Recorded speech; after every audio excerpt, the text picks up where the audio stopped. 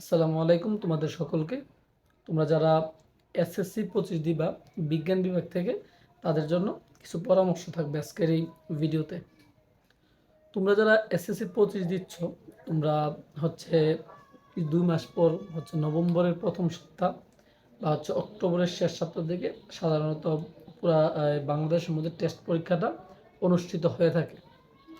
তো আমি তোমাদেরকে এখন যেটা বলবো সেটা হচ্ছে, হতে পারে, শিওর না, হতে পারে যে এই যে বন্যার জন্য বা এই যে আন্দোলনের জন্য যেহেতু অনেকগুলা দিন চলে গেছে, সেহেতু কিছুদিন তোমাদের পিছাতে পারে টেস্ট পরীক্ষাটা বা হচ্ছে এসএসসি পরীক্ষাটা।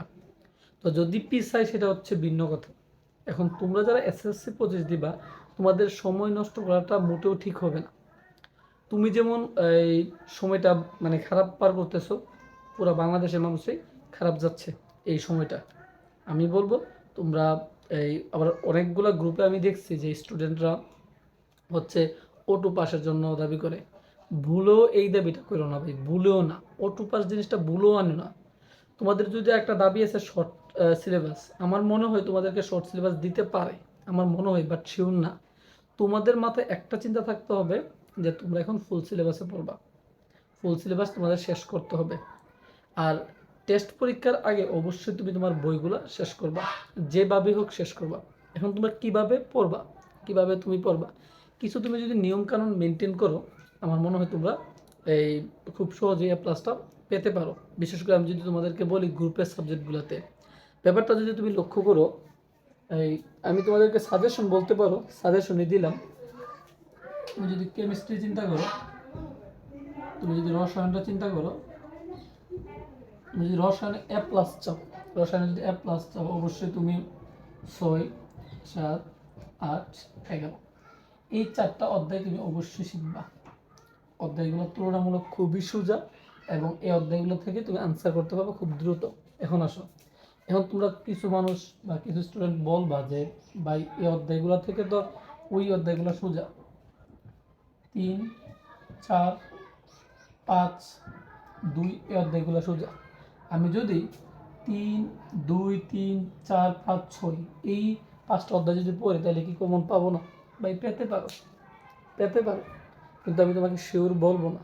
কেন বলবো না? কারণ তুমি যদি লক্ষ্য করে থাকো, দেখবা এই অধ্যায়গুলো মিক্সড, মানে 2টা অধ্যায় মিলিয়ে একটা প্রশ্ন করা হয়, এমনও প্রশ্ন হয়।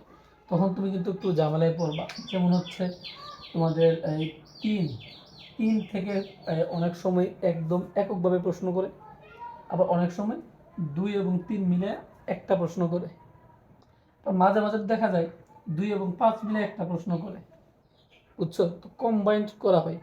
কিন্তু তুমি যদি লক্ষ্য করো, এই চার কিন্তু এককভাবে একটা প্রশ্ন করে থাকে, এককভাবে। কিন্তু এই 5 খুব সম্ভবত সবসময় এককভাবে করে থাকে না, মাঝে মাঝে এককভাবে করে, না হয় মিক্সডভাবে এই প্রশ্নগুলো করে থাকে।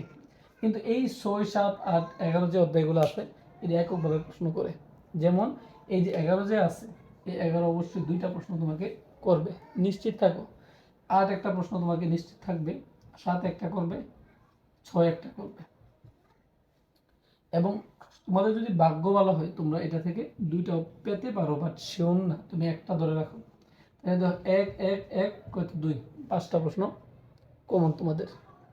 আর তোমরা যদি মনে হয় যে এখানে কোনো অধ্যায় কঠিন, তোমরা এখান থেকে এই 3, 5, 4, 3, 4, 5 তুমি পড়তে পারো, সাথে এখান থেকে একটা রাখতে পারো। এটা তোমাদের এই ইচ্ছা, তোমরা কীভাবে পড়তেছো। তবে আমার সাজেশন থাকবে অবশ্যই 6, 7, 8, 11 সাথে তুমি 4 রাখতে পারো।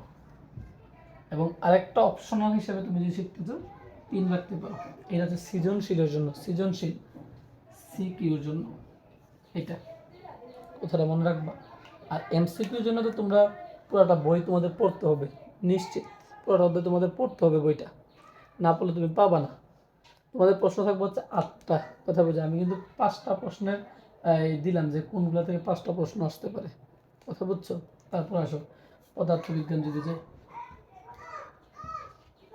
পদার্থ, তুমি যদি খেয়াল করো পদার্থের মধ্যে, এটা হচ্ছে 2, 3, 4, 5, কথা খেয়াল করবা, 2, 3, 4, 5 এই 4টা অধ্যায় থেকে তুমি প্রশ্ন পাবো হচ্ছে 3টা 100%।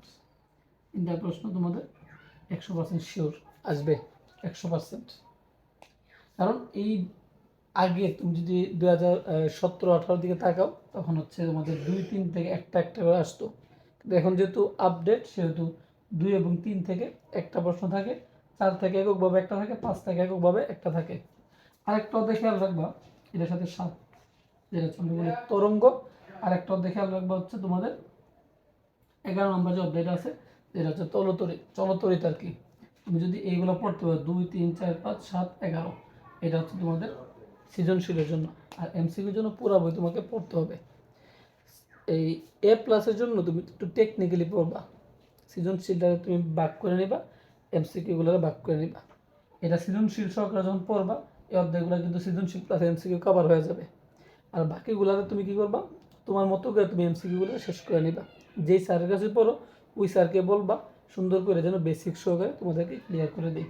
তাহলে এটা হচ্ছে তোমাদের আমার সাজেশন। আর তোমার কাছে যদি মনে চাই, ওইদিকে হচ্ছে তোমাদের এই 7 এবং 8 যে অধ্যায় আছে, যে প্রতিফলন এবং প্রতিসরণ যেটা আছে, তুমি চাইলে ওইটাকে ফলো করতে পারো, তোমার ইচ্ছা।